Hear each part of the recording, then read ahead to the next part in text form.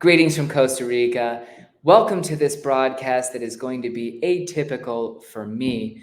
Today, we are talking about conserving 187 acres of critical Guanacaste forest. My name is Matt Rosensteel, and I'm a realtor today, but I'm very proud to say that my Costa Rica story did not begin with real estate. I originally moved here to serve 2 years as a Peace Corps volunteer from 2008 until 2010.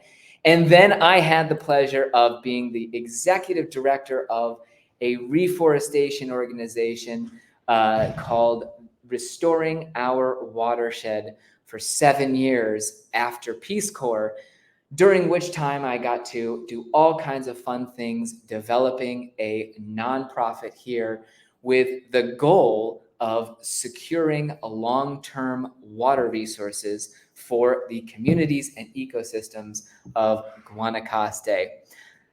There we see my young, slightly younger, idealistic self out there working hard. Whereas today I'm a realtor, I still continue to work with this organization. And I'm also very proud to say that the organization continues along. It is now the Guanacaste Water Center, is the current name for the organization, with the vision of that long-term water security for people and ecosystems here in Guanacaste. I am sure that you have heard there are water issues in Guanacaste, Costa Rica, and they were exacerbated, really came to the forefront most recently in 2014 and 15 when we had a mega drought. You saw a lot of communities facing and dealing with water shortages. And that is largely because all of the communities in Guanacaste are reliant on their 90% of them are reliant on their own groundwater local wells to provide water to the community. And here I want to take a look at the Guanacaste Peninsula. You can see that a lot of Guanacaste is very broken land with steep hillsides, mountains, and you can imagine if water is running off this province, then there aren't a lot of areas where water is actually going to soak into groundwater aquifers and actually be exploitable, simply because you've got so much water running off immediately into the ocean. In our area, we are lucky to have a very strong aquifer here in the basin of the Nandamojo River. Don't worry about spelling or pronouncing that. The word originally is related to a certain type of tree that grows here. And you can see the basin here in Google Earth. All of the rainfall that annually falls here and that people can get from groundwater wells is the water that we have to survive on. And in Guanacaste, especially in those drought years, you see that there is not enough groundwater for local communities. The issue became very acute during that drought, but you typically see that there isn't enough groundwater in many areas, even during the dry season, due to an imbalance between what the wells can produce and what the community is demanding. So the Guanacaste Water Center has a very proactive, positive vision of restoring landscapes and empowering communities to protect the landscapes that recharge their groundwater. You still see tons of forest fires here in Guanacaste. You still see other land use practices that essentially eliminate groundwater recharge and reduce the amount of water that is soaking in every year. At the Guanacaste Water Center, the idea is really to help people adopt the vision or the understanding that the landscape produces your water, so we have to protect the landscape in order to have good groundwater. That means reforestation along creeks. That means keeping slopes forested, those very steep areas.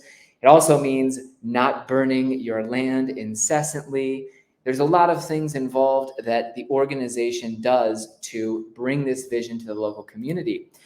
We actually have a facility that is the Guanacaste Water Center that functions as the place that we bring people to learn about this vision, as well as to gain the tools that they need to implement the vision and to participate in it.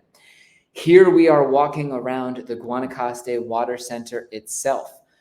We have a butterfly garden, all kinds of plants that bring pollinators. There is an eating and meeting facility that you can see here on our left. You've got educational spots all throughout the facility. I actually recorded this video this morning to give sort of proof of life that this organization is currently working. Every year, most importantly, they produce thousands of native species saplings that you're seeing here in the reforestation nursery.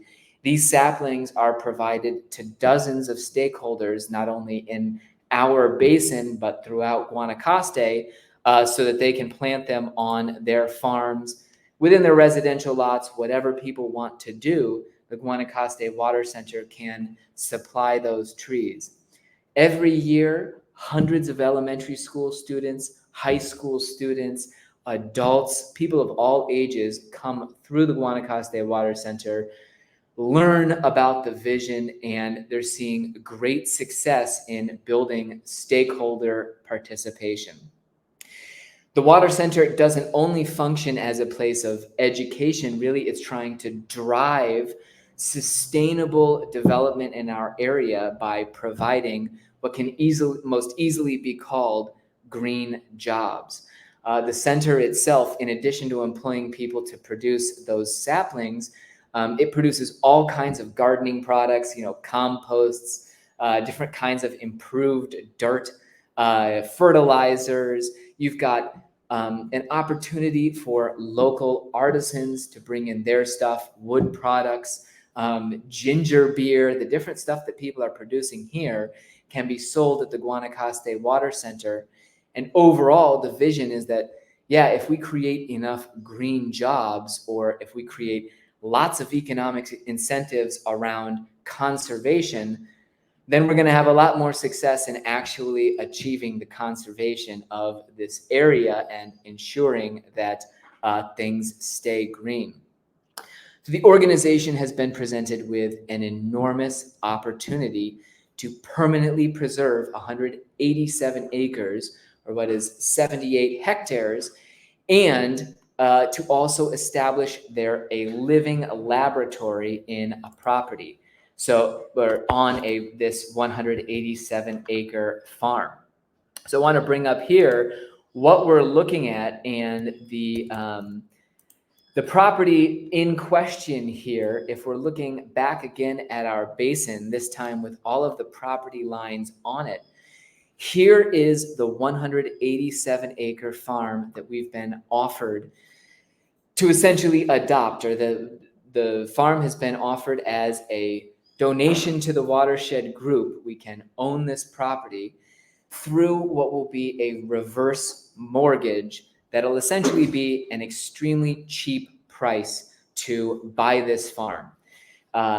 Here you can see that the property is at the absolute ridge, the top part of our watershed, and it's one of those absolutely critical areas where rainfall begins to either run off and shoot out the valley, or to slowly soak in and recharge those groundwater aquifers. Here, I want to show you what the property looks like in the real world.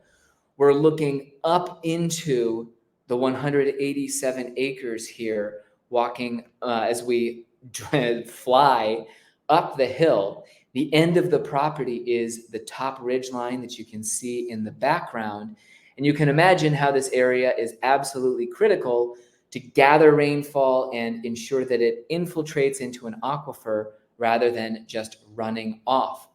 If this land were converted into a residential development, for example, you can see that rather than water slowly soaking in through that sponge-like forest, you would have tons of runoff, no recharge, and the impact would be very negative on the available water in the wells below it.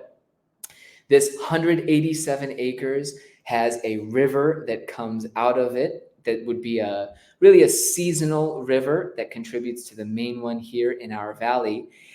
And the amazing thing about this potential project would be not only that we can permanently protect this property, which legally we can do here in Costa Rica through a conservation easement, but we would also be able to use these 187 acres really to generate those green jobs or to create those ecotourism opportunities that would really complement the organization's efforts to build economic incentives around conservation. Specifically, I'm thinking, the farm makes an amazing place for camping outings. It would make an amazing place for nature tours of all types. We could have birding guides taking people up to the farm. We could even have just general natural guides taking tourists up to this farm and earning a living by sort of explaining the forest and what's going on to tourists. We can also establish this as a real demonstration site where the watershed organization can apply different techniques like check dams or key lining, different ideas to infiltrate more groundwater on a larger scale. The land itself is only about a 5-10 minute drive from the Guanacaste Water Center. So it's perfectly positioned to be a place where when people come to the water center, we can also take them up to our demonstration farm and show them just what we're talking about in terms of conserving forest in order to recharge aquifers. In just a moment here, now we're actually walking through the seasonal creek, the river that comes out of the farm itself. They have nature trails already in the property, and it's just an absolutely gorgeous place. I'll switch to full screens here so you can have the best look at it possible. You're looking at what would be secondary forest here. There are very few spots where you can genuinely say that you have primary dry tropical forest in its absolute true form. You'd meet plenty of people who would just, outright lie and say, yeah, this is primary forest. But it has significantly regenerated. You've got old growth species, or rather these slow growing species that you find throughout the farm. And it's perfectly set up for a place to take people to learn about and appreciate Guanacaste's dry tropical forest, which, by the way, is one of the most critically endangered ecosystems on Earth. A smaller percentage of dry tropical forest as a percentage of the original extent remains today than the percentage of rainforest that remains today versus the original extent. This is an ecosystem that is defined by that really stark alternation between our dry season and rainy season, whereas the rainforest has year-round rain. And because of that stark alternation between dry and rain, you find species in dry tropical forest that have adaptations that are especially significant to us as human beings as we look at a planet where the climate is rapidly changing, where you get some areas that are rapidly drying out. Dry tropical forest has a ton to teach us. So here's the vision. This donor, the conscientious person, is 76 years old. She is in good health. She has offered us the opportunity to take this land from her, to own it as the association if, first and foremost, we put that conservation easement on the property. So in receiving the donation of this land or receiving the property, we will be slapping that conservation easement on the title of the property itself so that in perpetuity it cannot be developed. And second of all, the conscientious person has asked for a type of reverse mortgage that will actually work out to pennies on the dollar if we were talking about actually buying this kind of property. Right now in Guanacaste, you see that a hectare of land, each acre is going to cost you $30,000-$40,000 at a minimum if you're anywhere out here close to the coast. This donor is going to give us the property for an absolute maximum of $250,000. But she is also going to offer us a system where this reverse mortgage will be paid through $1,000 monthly payments to her from now until the moment that she passes through those pearly gates and passes away. So at 76 years old, we would be signing essentially what would be like I said, reverse mortgage where we're paying $1,000 a month for this property until the owner passes away. And then it would be in the name of the association, the Costa Rican nonprofit organization behind the Guanacaste Water Center.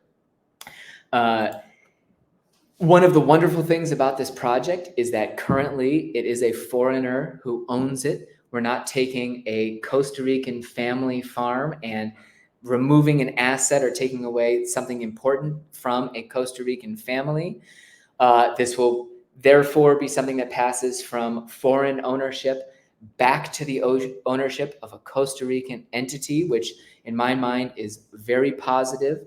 The nonprofit will be fully in control of the property, obviously with that conservation easement as an overriding guarantee that nothing can be changed about the property.